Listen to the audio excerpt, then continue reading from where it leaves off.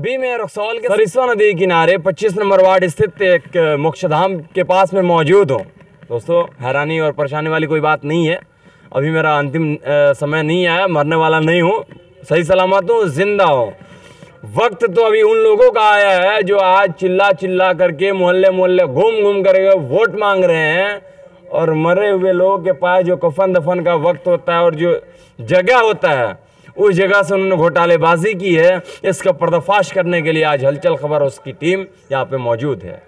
आइए इस चीज़ की सच्चाई क्या है और इसमें कितनी घोटालेबाजी हुई है, ये मुझे उतनी जानकारी नहीं है जितनी जानकारी यहाँ के स्थानीय लोगों को है। इसीलिए हम जानना चाहेंगे रंजीत सिंह जी हैं, जिनको मैंने कई दफ़ा आपने हमारे चैनल पे देखा होगा कि ये हमेशा सच्चाई और भ्रष्टाचार को दिखाते रहे हैं, उजागर करते रहे हैं। तो एक बार फिर मैं चाहूंगा कि रंजीत सिंह जी आए और ज़रा बताएं इसके बारे में कि इसकी असलियत क्या है और ये जो मोक्षधाम बनाया गया है, सबसे पहले मोक्षधाम बनाया किन के द्वारा है? सबसे पहले आपके दर्शकों को प्रणाम। जी जी। और आप लोगों ने अपना कीमती समय दिया, इसके लिए बहुत बहुत धन्यवाद। शुक्रिया। आप सभी जानते हैं कि हमारे भारतीय संस्कार में जी जी मृत व्यक्तियों का दाह संस्कार अनिवार्य माना जाता है। जी जी। हमारे हिंदू भाई हैं वो शमशान घाट में ले जाते हैं, मुस्लिम भाई है कब्रिस्तान में ले जाते हैं। लेकिन जो हमारे हिंदू भाई डेथ करते थे उनके दाह संस्कार के लिए आज से कुछ साल पहले तक बॉर्डर के किनारे ले जाना पड़ता था, सीमावर्ती क्षेत्र में ले जाना पड़ता था, नो मैंस लैंड में ले जाना पड़ता था, जिसको देखते हुए नागरिक सुरक्षा मंच के द्वारा 1 करोड़ रुपया नगर पालिका को दिया गया कि इससे शमशान घाट बनाया जाए, मोक्ष धाम बनाया जाए और उसको विकसित किया जाए, ताकि जो भी दाह संस्कार में समस्या आ रही थी वो ना आए। इसके लिए 3 जगह चुनाव किया गया, वार्ड नंबर 1 में, 4 में और 25 में। ये सभी नगर परिषद के द्वारा किया गया। वार्ड नंबर 1 में 28 लाख के आसपास का बना, 4 में 29 लाख के आसपास का बना और 41 लाख में ये बना। 41 लाख। और इससे पूर्व में इस जगह पे स्वर्गीय गणेश धनौटिया जी के स्वर्गीय गोपीराम धनौटिया जी के द्वारा यहाँ मोक्षधाम का निर्माण ये कराया गया, जो कि 2006 में बना है। और देख सकते हैं कि इससे बेहतर हमारा पुराना वाला है। इसके बावजूद जो यहाँ पे बनाया जा रहा था, ये 60-70%, 80% हमको लग रहा है कि घोटाले का भेंट चढ़ गया, बंदर बाट हो गया, जिसकी वजह से यहाँ ना कल है, न सही ढंग का उपयुक्त शौचालय है और न ही किसी तरह का सुविधा है। यहाँ तक कि यहाँ आने जाने का रोड भी नहीं है। हमें हिंदुओं में जब तक हिंदुओं को अग्नि नहीं दिया जाता है उनको मुक्ति नहीं मिलती है, लेकिन ये जो स्थल बनाया गया अभी इसको ही मुक्ति नहीं मिल पा रहा है। मोक्ष धाम ही अपने मोक्ष का इंतज़ार कर रहा है कि कोई आएगा हमारा मोक्ष दिलाएगा। कितनी दुखद बात है कि हम इस मोक्ष धाम पर जो अंतिम स्थान हमारा होता है, इससे भी पैसा लूट के खा रहे हैं ये लुटेरे। इन्हें कफन चोर कहेंगे, मुर्दाखोर कहेंगे, क्या कहेंगे आप खुद जानते हैं। कितनी अफसोस की बात है, कितनी अफसोस की बात है। नेताजी, आप इस वीडियो को देख रहे हैं तो शर्मा के चुल्लू भर पानी में आपको डूब के मर जाना चाहिए। इंसान का आखिरी वक्त होता है, आखिरी वक्त होता है। और लेकिन अगर उस वक्त और उस जगह और उस चीज़ के पैसे को आपने हराम में खा गए, बड़ी अफसोस की बात है। और उससे भी बड़े शर्मिंदगी की बात यह है कि वो लोग जो ऐसे ऐसे जगहों के पैसे खाते हैं, ऐसे ऐसे जगहों के पैसे घोटालेबाजी करते हैं, बंदर बाट करते हैं, हम और आप जैसे लोग वैसे ही नेताओं को चुनते हैं। ये बड़ी शर्मिंदगी की बात है। मैं ये कहना चाहूंगा और अपील करना चाहूंगा उन तमाम दर्शकों से, उन तमाम वोटरों से कि मुझे शर्म आती है उन लोगों पे कि वो लोग अपने मोहल्ले में, अपने गली में वैसे नेताजी को एंट्री लेने कैसे देते हैं जिन्होंने ऐसे ऐसे जगहों का पैसा खा गया। तो आप दिखाएगा रंजीत सिंह जी, बताइए। देखिए, आज तक हमको समझ में नहीं आया कि कौन सा ट्रेडिशन है ये, कौन सा ट्रेडिशन है। 1 साल भी नहीं हुआ। देखिए ये, देखिए 2 नंबर सीमेंट वाला 1 साल नहीं हुआ, 1 साल नहीं हुआ मेरे भाई, 1 साल नहीं हुआ। नेताजी, ये कला कहाँ से लाए हैं आप? ये कला आपके अंदर आई कहाँ से है?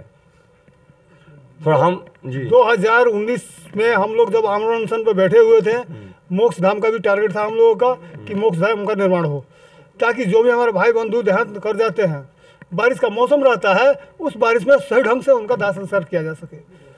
और जब ये दाह संस्कार करना शुरू किया गया तो देखिए कि ये ऐसा घोटाला छी शर्म आता है हमको अपने आप कहने में कि हमारे जनप्रतिनिधि हैं वो लोग, हमारे पदाधिकारी हैं वो लोग। चलिए, कहीं ना कहीं आपकी, हमारी और यहाँ के तमाम जनता की उनसे उम्मीदें जुड़ी हुई हैं। बिल्कुल जुड़ी हुई है, लेकिन ये लोग बंदर बाट से इन लोगों को फुर्सत नहीं है, चोरी करने से फुर्सत नहीं है। चलिए 1 नंबर और 25 नंबर का मोक्षधाम थोड़ा बहुत हम लोग इस्तेमाल भी कर रहे हैं, लेकिन 4 नंबर के हालात देखिएगा तो आपको रोना आएगा। जिस वार्ड का रहने वाले हमारे पूर्व सभापति भी हैं, अगर ऐसा है, पूर्व सभापति जी वहाँ के रहने वाले हैं और उनके क्षेत्र में ऐसा है, तो याद रखिएगा वहाँ भी आएंगे, वहाँ पे भी रिपोर्टिंग करेंगे और सवाल आपसे तो बिल्कुल लाजमी है, जरूरी है, नेसेसरी है। लगभग 2-3 साल होने को जा रहा है, अभी तक वहाँ एक डेड बॉडी नहीं जा सका है।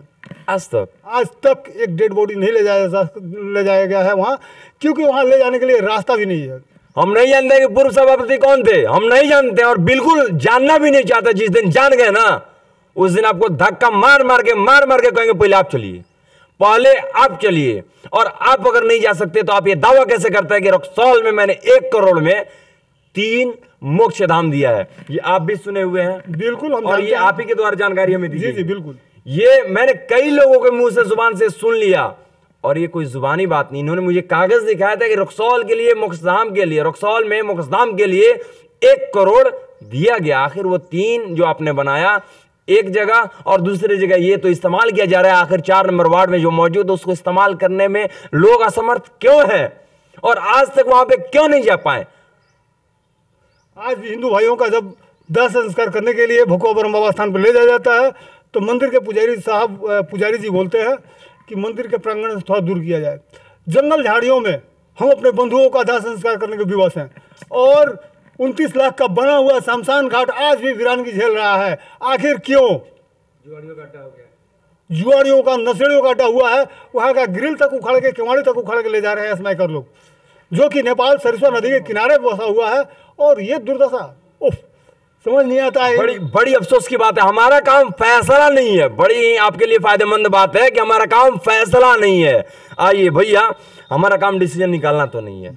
हमारे हाथ में अभी जो पावर है वो यही है कि हम अपने वोट का इस्तेमाल सही करें। एकदम बात सही तो है। आप बताइए कि वैसा लोग अगर मोहल्ला में आए, कोई भैया पैर पकड़ता नहीं, कैसे उनको तो भगा देना चाहिए, उनको भगा देना चाहिए। जो तो तमाम दर्शक जो इस वीडियो को देख रहे हैं और रक्सौल नगर परिषद से बिलोंग करने वाले उन लोगों से आप क्या अपील करना चाहेंगे? एकदम अपील करेंगे कि ऐसे भ्रष्टाचारी लोगों को जो शमशान घाट का पैसा खा जाए, उसे आदमी को धक्का मार के अपने एरिया से, गांव से निकाल देना चाहिए। उनको वोट एकदम धक्का के निकाल दीजिए, दोबारा मोहल्ले में घुसने ना पाए। उसको आप नेता नहीं कहेंगे, क्या कहेंगे? कफन चोर, मुर्दाखोर। कफन चोर कहेंगे, मुर्दाखोर कहेंगे। हमारे साथ वही भाई हैं, हमारे एक पत्रकार महोदय, क्या कहना चाहेंगे? देखिए, सबसे पहले कहेंगे कि आदमी के जन्म से लेकर मरण तक का सफर होता है और आखिरी सफर है। हम बात वोट के नहीं करेंगे, हम इसलिए करेंगे कि जो भ्रष्टाचार का भेद चढ़ा उसका बात करेंगे। दिखाइए, स्टाइल्स को दिखाइए जरा, कहेंगे लाइए और स्टाइल को दिखाइए, इसकी हालात क्या हो गया है। मतलब यहाँ पर कहीं बोर्ड भी नहीं लगा है जहाँ से हम लोग देखे ये समझे कि कितने का प्रोजेक्ट है और किसने बनवाया है। और पूर्व में जो गोपीराम धनौटिया के द्वारा बनवाया गया है, जो कितना अजड़ और कितना मजबूत दिख रहा है, और यही देखिए जो सरकारी फंडों से बना है, इसकी हालात क्या है और इसकी तस्वीर क्या है। इस तरह से जनता को बेवकूफ बनाने का जो काम करते हैं, हमें नहीं कहता कि इनको चुनिए उनको चुनिए। नहीं, अशोक भाई एक मिनट सुन लीजिए। बोलिए। हम यहाँ पे किसी का वोट मांगने नहीं आए हैं। हमने ये बोला है कि अभी आपके हाथ में या हमारे हाथ में जो पावर है वो ये है कि वोट है।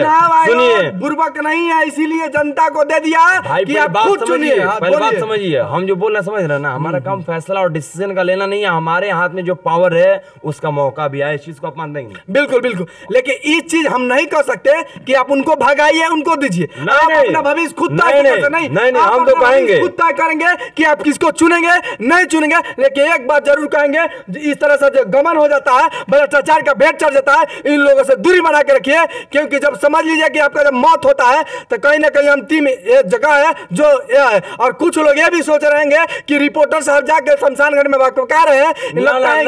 सुनिए, देखिए सुनिए, अगर आप ये कह रहे हैं कि रिपोर्टर साहब आए हैं, लगेगी आग तो आएंगे घर का इज्जत में। यहाँ पे एक हमारा मकान थोड़ी है।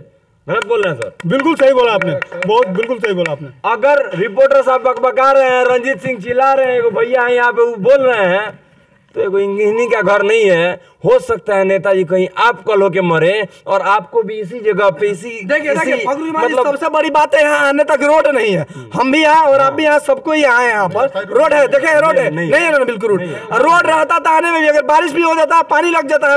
जब सरिस्वा जो नदी है, सरिस्वा नदी बोलता है, जब पानी आ जाता है पूरा इस जो है कि यहाँ पर भर जाता है पानी, आने जाने में बहुत कठिनाई होता है। तो उस चीज का भी ध्यान रखना चाहिए। और ये शमशान घाट है आपके सामने साक्षात है, किस तरह से देख रहे नहीं रहा। समय का अभाव को देखते हुए आप ये बताइए हमें कि जो लोग इस चीज को ये कर रहे हैं, कल होकर उनको भी तो यहाँ पे आना पड़ेगा। वो भी मरेंगे तो यहीं पे देखिए बिल्कुल तो उसके लिए सब किसी को एक दिन मरना है। और ये सत्य है, जब आप जन्म लिया है तो आपको मरना है, और मरना है तो जानता है कहाँ आना है, यही शमशान घाट में आना है। तो आपसे इतना ही कहेंगे कि आप ऐसा मतलब ऐसा चीज का ध्यान रखिए कि ताकि इस तरह से आपका दाह संस्कार नहीं हो। क्या कि सरकार भी अब बताइए, सरकार दे दिया 41 लाख रुपया, सरकार के यहाँ दाह संस्कार होगा। सरकार 1 करोड़ रुपया दिया, यहाँ तो 41 लाख हुआ ना, सरकार तो नहीं आएगा। 1 करोड़ रुपया दिया इसलिए कि जनता जो जिनकी अंतिम पड़ाव हो जाता है, जो मर जाते हैं, उनकी दाह संस्कार यहाँ पर होगी, जिनकी मृत्यु हो जाता है। लेकिन उनके नसीब में कहाँ 41 लाख रुपया का है कि। तो इन्हीं चीजों को ध्यान में रखते हुए मैं चाहूंगा कि आपके हाथों में अभी वो वोट है, वो पावर है, और वो आपके वोट का पावर है आपके हाथों में। जिसको भी चुने, सही उम्मीदवार चुने, सटीक उम्मीदवार चुने। और अभी इलेक्शन तक हमारे लिए गवर्नमेंट ने गोल्डन अपॉर्चुनिटी जो दी है, मैं भी तमाम लोगों के भ्रष्टाचार का भेद खोलते रहूंगा। हमको तो लग रहा है ना कि चुनाव आयोग हम लोग को एक मौका दे दिया। बिल्कुल दिया है, वही गोल्डन अपॉर्चुनिटी मौका दे दिया कि थोड़ा सोच लीजिए, समझ लीजिए, क्योंकि वो पहली बार चुनाव हो रहा था, डायरेक्ट चुनाव हो रहा था सभापति का, तो शायद इसीलिए हम लोग का समय मिल गया। लेकिन जब तक इलेक्शन नहीं आया है नेताजी, हमसे बच के कोई सवाल पूछ दिए गए 41 लाख वाला आप जो दावा कर रहे हैं, कहाँ है, कैसे बनाए हैं, क्या होगा आपका? थोड़ा रोड से कन्नी काटते हुए पूछेंगे ना तो और ही उनका खोदाई होगा, मतलब और ही उनका पोल खुलेगा। ये एगो नया बात नहीं है। रक्सौल में ऐसा बहुत सारा चीज है जिसका भंडाफोड़ करना भी बाकी है। नहीं, तो हमारी ये शुरुआत है, अभी तो पार्टी शुरू हुई है साहब, नेक्स्ट है बाकी है। धन्यवाद।